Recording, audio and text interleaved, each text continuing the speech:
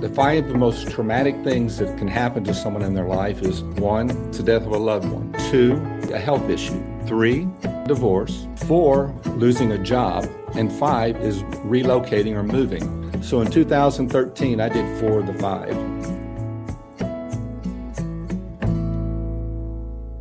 You've been thinking about starting a podcast for months, maybe even years. But every time you sit down, the questions pile up. What will I call it? What will the cover look like? What am I going to talk about? Who will even listen? And where do I start?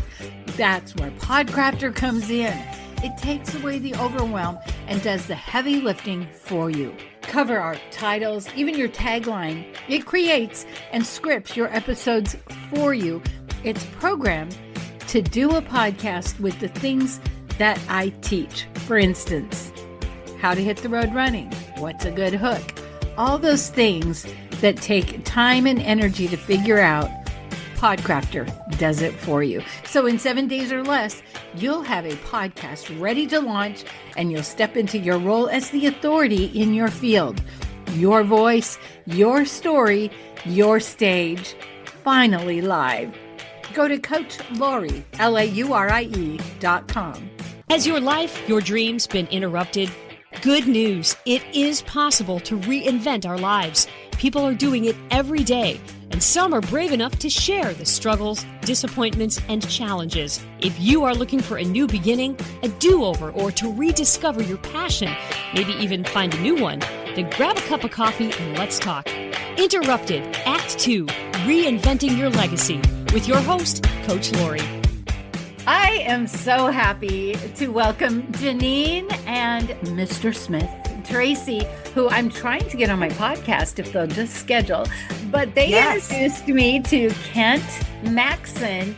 And so I invited them to come on and introduce him to you. There's a lot to say about Kent. We actually signed up through the advice of one of our other TV show hosts through matchmakerfm.com, which we had never heard of before. It's a way for guests and podcast hosts and TV show hosts to all connect. Sometimes when you get on the line with these folks that you've never met before, you don't know what to expect. And we just fell in love with him right away. He is the coolest, most genuine, authentic guy that we've met in a while.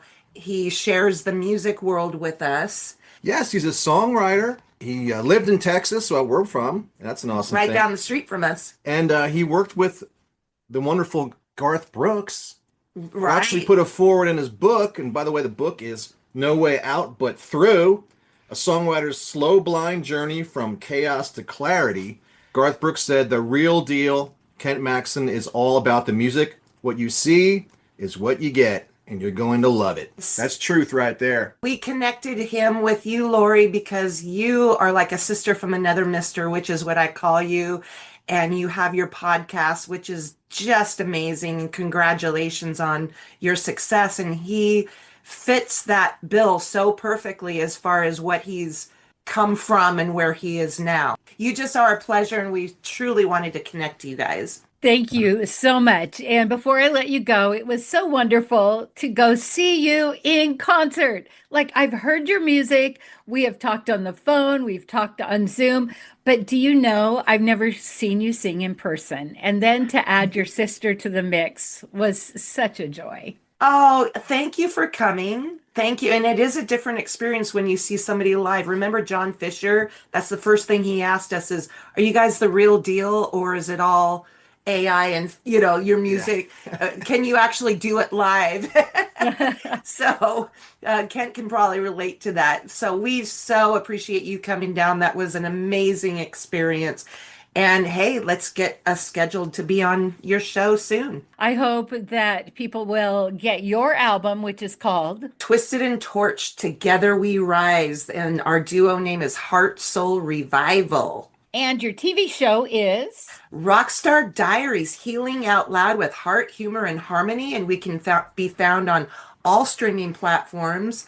We are sponsored by E360 TV and Trajectory TV, but you can find us on YouTube, Facebook, all of those. So Rockstar Diaries. Yes. Thank you so much, Tracy, Janine. Thank you, Laurie, and thank you, Kent. And we look forward to having you on our show as well, Kent. I'm looking forward to it too. Max, what an introduction, and I'm so glad to meet you. Your book, No Way Out But Through, is sort of your story about how you got where you are being in a singer-songwriter, the music industry. So why don't you tell us what you're doing now? Tell us about the book and what you love about it, and then we'll talk about what drove you to write the book. I live in Nashville. I'm a full-time songwriter. Because of some of the things I've done in the past, I've been put in contact with a lot of publishers, and they send over some younger kids for me to work with and to teach a little bit about songwriting. I've been in Nashville twice as far as living here. I was here from 83 to 92. I left for 22 years to take care of my family. And then when that all fell apart, I moved back because this is all I ever wanted to do in life was write songs. And I started over. So that's the Reader's Digest version. When I was listening to the trailer about your book, what I was trying to decipher was the struggle before you wrote the book, or was there a struggle on how to put your story into words? I guess the best way is the first chapter kind of sets up everything. Matter of fact, I didn't start out to write a book. Whenever I release a song, I usually kind of tell a little bit about what inspired it. And it grew from there. So give you a Reader's Digest version as much as I can about the first chapter and why I did this book. The 5 most traumatic things that can happen to someone in their life is 1, that's the death of a loved one. 2, it's going to be a health issue. 3, it's going to be a divorce. 4 will be losing a job. And 5 is relocating or moving. So in 2013, I did 4 of the 5. The 5th one came about the following year. In February of that year, they rushed me to the hospital. I was having chest pains and came in there and they immediately put me into the surgery and did their stuff. And it turned out that I had 2 different things. One of them was called AFib, and then the other one was pericarditis. I was in and out of the hospital consistently until August. And in August, they did the first of 2 heart ablation surgeries. I was going to have 2. And I came out of the first surgery. My wife at the time told me couple of days afterwards that she was thinking about getting a divorce. And so I'm kind of in a daze over that. That coming weekend, my boss called me and told me that the company I was working for was going out of business. And the last day of my insurance was going to be the day before my surgery. So I talked to the doctors and they moved it up so that the day after my surgery, my insurance would stop. And then for the next couple of months, my ex-wife and I went to counseling. And then on November 20th, she told me she wanted the divorce. And I left the house that day. For the next 4 to 6 weeks, I don't have a lot of memories. It's just like fog looking back. But I know somewhere in there, I knew that there was no reason for me to stay in Texas anymore. There's too many memories in that area. And I didn't really have a conscious thought. I just knew I was going back to writing music. I moved back to Nashville. And when I moved back, God works in strange ways. My roommates from 30 years ago had bought houses side by side. I moved into one of them. He had a spare bedroom, and I paid him for that. And they helped me unload my stuff into a storage area. That started this healing period. I tell people, when you're going through something like that, a divorce, you can keep your mind occupied some during the day. There's things that distract you. But at night, the night just kills you. And I can remember a couple of things. One of them was laying in my bed at night and saying my prayers to God and feeling like they stopped at the ceiling. They didn't leave the room. And I couldn't sleep much, so I'd get up and I'd walk around the neighborhood. And if you've been in Nashville, it's almost like if you live in the city, there's places, it's just like being in the country. There's no sidewalks. It's just walking these blacktop roads. I would go out 10, 12, midnight, 1 o'clock, 2 and 3 in the morning. And I usually ended up at a school where they had a racetrack, and I'd either walk or run till I couldn't walk or run anymore. And then I'd wander back. And when you're in the walking in at night, you hear all sorts of strange sounds, animals or critters running around, streetlights humming, crickets, things like that. Little by little, miracles happened. And fast forward a little bit, publishers will send me these young kids, teach them a little bit about writing. And I was writing with this young girl. She had just submitted a song to a major artist. And so I asked her, "What'd you hear?" She said, "Crickets." I'd never heard that saying before. And as soon as she explained it to me, I knew right then I'd found the song to explain what I'd gone through, because I remember those crickets when I was walking. The lyrics in the song, in the chorus, it says, and all I hear are crickets and the evening breeze blowing through the trees. I send you prayers from on my knees, begging you, God, please talk to me. But all I hear are crickets. That fit in so well for me biblically. You know, there was the prophet in the cave, and God wasn't in the thunder. He wasn't in the lightning. He wasn't this. He was in that still small voice. And so I knew in hindsight, all these little things that happened was God telling me I'm there.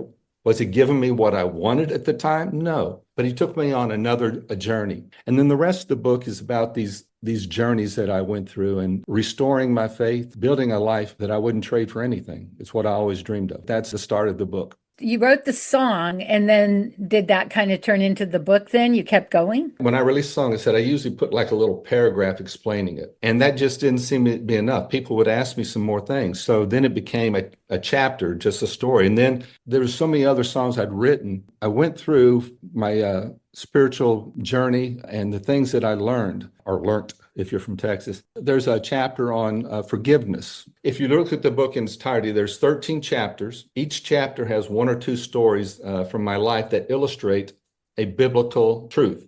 And then at the end of the chapter, you'll see the lyrics to the song, and there's a link to the songs if you want to hear them. I have found, for me, music says things that words can't. When I was gone for those 22 years, I was a training manager. And I learned that people learn different ways. Some people are visual learners.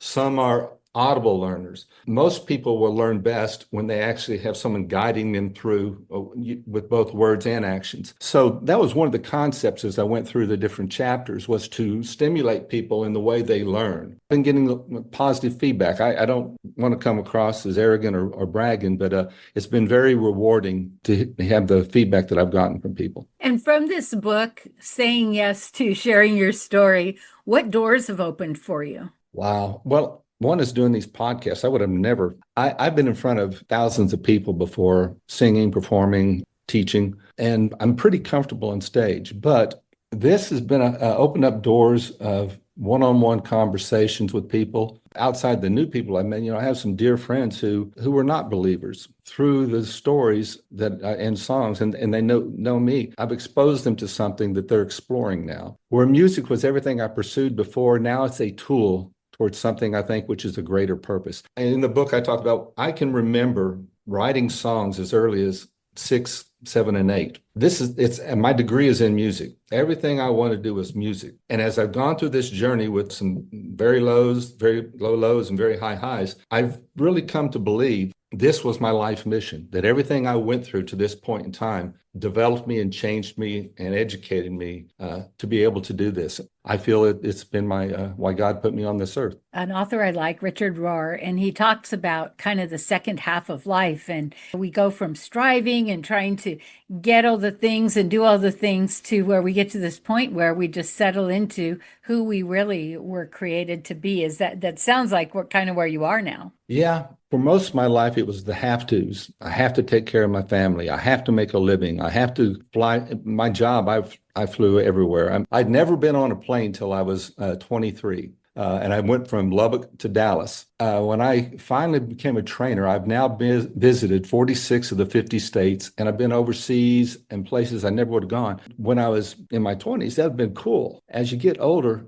it's not what you want. I wanted to be with my family. I wanted to be doing music. Now that I'm in this position, it's like my childhood dream has come true. This is what I have always wanted to do. This is what I've done. Even when I wasn't getting paid for it, this is what I've always done. Basically, now you're a full-time music writer. Pretty at that, and I run an Airbnb with my wife. So that's about it, yeah. And I now get to play out. In Nashville, there's a lot of little places, writers around where songwriters get to play their stuff. And then I'm now going out and playing some shows, things called house concerts where people bring you in and bring their friends in. I really enjoy those, much better than bars because they're listening. You're not fighting with the bartender and the loud noises. And you meet some really cool people. I've been to some house concerts, and what I wonder is, you're in Texas, correct? I'm in Nashville now. So how far do you go for a house concert? Do you keep it in your community, or? I've gone quite a few places. I mean, I went back to Texas with a buddy of mine. We did a little mini house concert tour. I've done some up in Michigan. I'll go anywhere that they want me. I usually have to have 2 or 3 in an area. if it's a long trip, just to make it worth my while. And then I've done, of course, in the Tennessee area, quite a few. So when you do your house concerts, do you ever talk about your book, promote your book? Do you cross over that way? I haven't so far because I haven't really this book just came out, so I haven't had a chance to put something together built around that. But my dream or my vision is to do house concerts with this, to play churches and support groups. Like when I moved back to Nashville, I got involved in a group called Divorce Care, which helped people mend from divorces. Because of that event started this whole... Oh, come on. Ask us anything. Well, about podcasting. But we are pretty smart women, so you could ask us anything. I mean, Danny was a digital nomad. Julie Fry is an expert on guesting and getting people on podcasts, especially authors and coaches. Well, there's me. I worked in radio. I've written a book. I raised 3 kids on my own. I'm a grandma. Oh, and I ran a day center for homeless women for several years. I think we might have some answers for you. Maybe. I dare you. Ask us anything. Register below. When I moved back to Nashville, I got involved in a group called Divorce Care, which helped people mend from divorces. Because of that event started this whole journey, I feel very strongly that that's be a good avenue for me to, again, help and minister to people. I have all of your links, which I'll put in the notes below, so people can go listen to your song, find your book, go to your webpage. But also, I was wondering how you would feel if I just tag your cricket song on the end of this. Sure, no problem. When you think about people reading your book, what is it that you hope they'll take away? It's interesting because the feedback I've already gotten from different areas, like there's people who've gone through hurt and pain, which tell me, and they'll tell me things like, I gave them some hope, some inspiration. They were starting to see a purpose in that. So that's a great reward. Then I've also found some friends, as I said, who were not believers. It's exposing them to things that they've kind of turned their back on. And because of the way it's laid out, I deal with a lot of different situations. The second chapter, and we talk about why do bad things happen to good people. Even Christians or followers of Jesus wonder why. But, biblically it says there's no one good, not even one. So why do these things happen? So I'll talk about that. One of my favorite ones, as I said, is a chapter on forgiveness. I think that that's probably the biggest. And when you go through life, that's going to be the thing that will change your life the most. Because if you hold on to something, then you will always be a slave to that. If you want to have freedom to be able to go about life, you really need to forgive. All you're doing is punishing yourself. You're not punishing the other person. You're punishing yourself. So there's like that biblical truth. I love it that you bring up forgiveness, because Janine and I just had a conversation about that with her and a family member, and how then the forgiveness brought the freedom. But also, I work with a lot of people that have experienced childhood abuse, sexual abuse. Sometimes for them, forgiveness, and I don't know if it's maybe just the way they perceive it, forgiveness to them feels like they're giving someone a pass. I don't understand it that way. I understand it as it's taking up rent in my head. I'm thinking about someone who's maybe not even any longer thinking about me, but yet I'm still tortured or affected by them. So can you say a little more about forgiveness? Forgiveness is the key to the jail that you put yourself into. You will always be tied to that individual, that act, that moment until you forgive it. Now, forgiveness does not mean you trust someone again. Forgiveness does not mean that you're going to go out that night and do whatever. Forgiveness means, and you can still have some hurt. You'll still remember those things. And we all need forgiveness. You choose not to let it control you anymore. Doesn't mean you have to trust them. You just forgive them and you move forward. And I know those sound like a lot of contradictory statements, but in practice, they do change how you go about your life. I've had to forgive some people in my life, and it's interesting because I never thought I would ever reach that point. Time kind of did some of that, and sometimes it's a willful decision that I don't want to deal with this anymore. All it's doing is tearing my life apart now. I need to move on. When I was 14, I went to this seminar, but the thing that stayed with me in my 14-year-old mind was, if you don't forgive, you will become like the person you're holding unforgiveness for. I remember thinking of the person I wasn't going to forgive and how I did not want to be like them at all. I made a choice to forgive for the rest of my life. Doesn't mean that I never held a grudge, but it does mean that when I recognized, oh, do I want to become like that person I won't forgive because I'm giving them so much of my time and energy? It helped me let go a little better. I like what you said about contradictory. It's like, you don't forgive and forget. Isn't that what we hear all our life? No, because if we forget, we might not protect our children. So we don't forget. And also people are like, well, I forgave him. We can be back in relationship. And that's not the answer either. We can forgive and stay out of relationship with people. And so I love that you bring that to the light. Well, I appreciate that. Forgiveness means, it doesn't mean you have to be with that person, doesn't mean that you have to go out to a drive-in. That's a movie. I was dating myself there. It just means that they're not going to control your life anymore, and you'll make your choices going forward. Doesn't mean you have to talk to them every day. If you meet them, though, why carry the anger out on? And there's things that I need to be forgiven for. I don't intentionally do anything to hurt anyone, but that doesn't mean that I don't hurt people. And I would hope that they'd give me some grace. Just like, and if you tie that biblically into it, I think that's really the gift of Jesus. What if he didn't forgive us and held a grudge? So we all want to have forgiveness. We don't always necessarily want to give it. Yeah. I was thinking the other day, a friend of mine had a big hospital bill and she applied for charity and it was forgiven, the whole amount. I just remember just the relief and the joy she felt for a few $1,000s of being forgiven.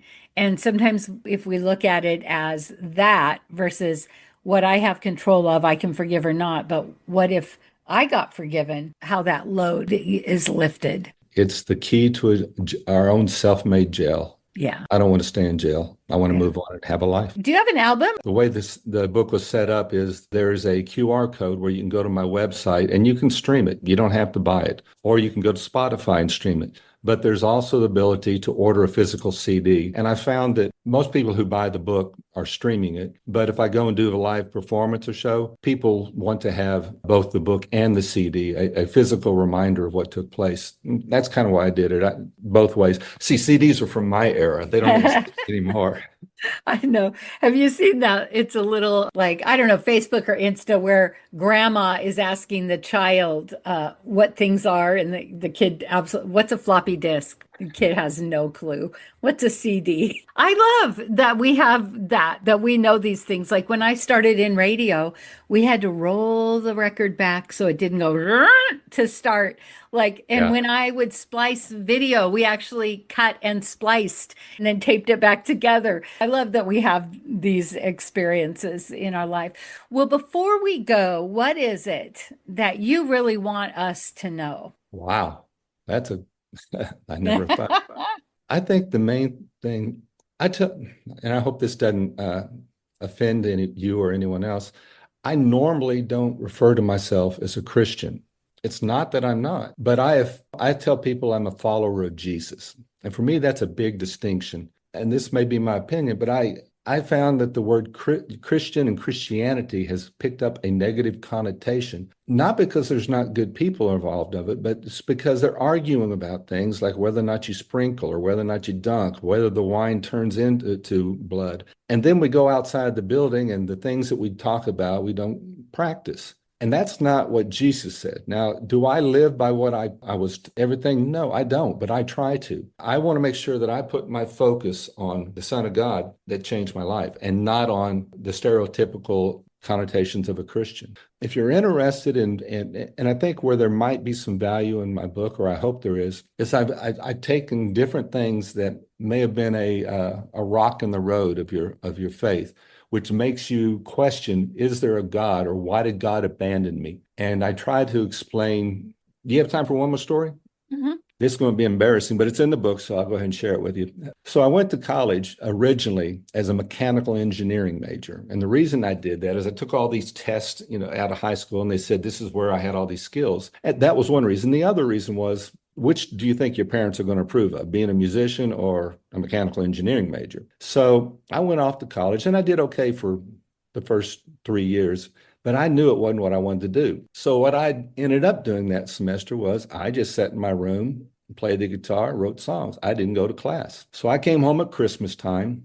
A couple of days later, my report card comes. My mom opens it and she says, "Well, kid, You've been kicked out of school. I ran to the bedroom. I shut the door, knowing I was going to die when my dad came home. My sisters, one by one, came in. Oh, it's going to be okay, Bubba. A dog came in and licked me on the face. Mom brought me a tuna fish sandwich. Everyone knew what was going to happen to me. So my dad comes home, and I hear the door shut, and I hear the garage door open and shut, and I hear a little bit of pause and some mumbling. Then my dad came into the bedroom. I'm sitting on the bed. He walks over to me, and he says, "Well, looks like you didn't have a very good semester." "No, sir."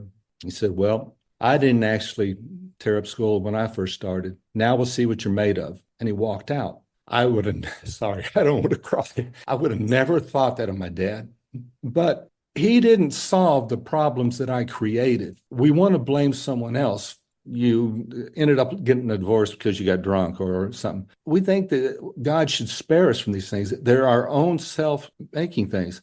Now, it doesn't mean he can't or he won't. The main thing you need to get is he says, "I will be with you always." My dad wasn't going to fix what I did, but he told me, "I'm there." It makes all the difference in the world. So as you go through life and, you have something happen to you, how much of it was your own making? Doesn't mean God's not there with you, because that's what we think. He's not there, but he is there. That's part of one of the stories and one of the biblical truths that I try to get across through the stories. And I love that you tell stories, because that's how we learn. That's what Jesus did. He told stories, and that's how we learn and decide things. So thank you so much for coming on. Thank you for saying yes to writing a book, because a lot of people, I've written a book. A lot of people say, "Yeah, I'm going to do it someday." There's a 92-year-old man who's saying, "Yeah, I'm going to do it someday." I'm like, do it. Just do it. Yes, ma'am. So again, let me just KentMaxson.com is where you can get his information. His book is No Way Out But Through. Thank you so much for being on the show and sharing your story with us. And I'll certainly be watching you on the Rockstar Diaries. Well, thank you so much for having me on. It's really wonderful to meet you, and I hope this isn't the end of our relationship.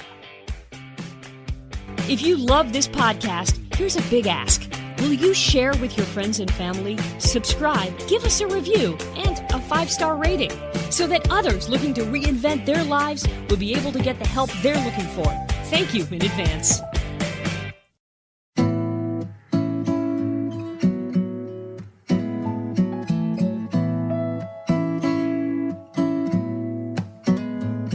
My bills are bigger than the checks I'm getting.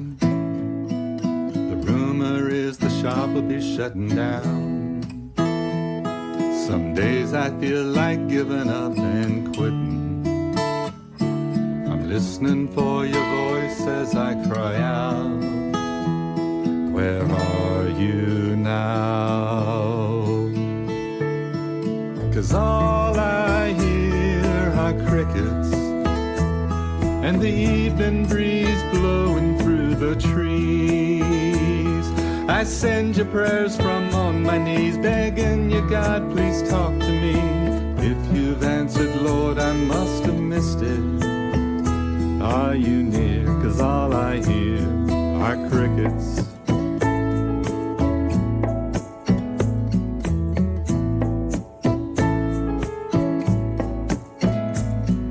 I came out here to do a little thinking, in the grass and stare up at the sky. If you exist, why do you keep me waiting? Do you care if your children live or die? Why do I even try? When all I hear are crickets and the evening breeze blowing through the trees, I send you prayers from on my knees, begging you, God, please talk to me. If you've answered, Lord, I must have missed it. Are you near? 'Cause all I hear are crickets. I thought I'd hear you in the thunder, a big voice up in the sky. I never dreamed you'd speak so softly, like a whisper in the night.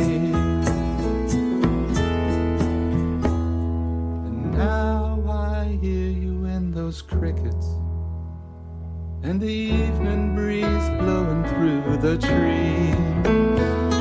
I send you prayers from on my knees, but I hear you when you talk to me. You've always answered, Lord, I just missed it. I know you're near, 'cause now I hear you in the cricket.